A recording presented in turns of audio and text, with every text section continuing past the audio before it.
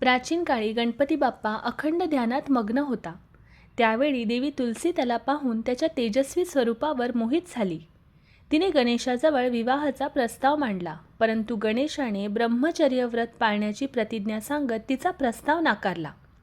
संतापलेल्या तुलसी देवींनी गणेशाला शाप दिला, तुला 2 विवाह करावे लागतील.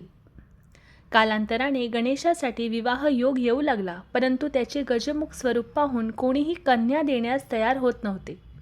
या अपमानामुळे गणेश रुष्ट झाला व इतर देवांच्या विवाहात अडथळे निर्माण करू लागला.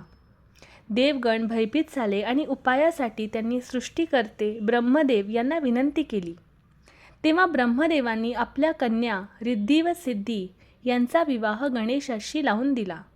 गणेशाने हा प्रस्ताव स्वीकारला आणि दोघींचा तो पती झाला. रिद्धी म्हणजे भौतिक समृद्धी, यश आणि संपन्नता. सिद्धी म्हणजे आध्यात्मिक साधना, दिव्य ज्ञान आणि शांती.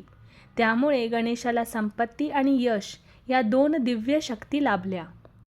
पुढे गणेशाला 2 पुत्र झाले, शुभ आणि लाभ. शुभ म्हणजे मंगलकारकता आणि लाभ म्हणजे प्राप्ती. आजही गणपतीच्या पूजेत शुभ लाभ यांचे स्मरण केले जाते. धन्यवाद.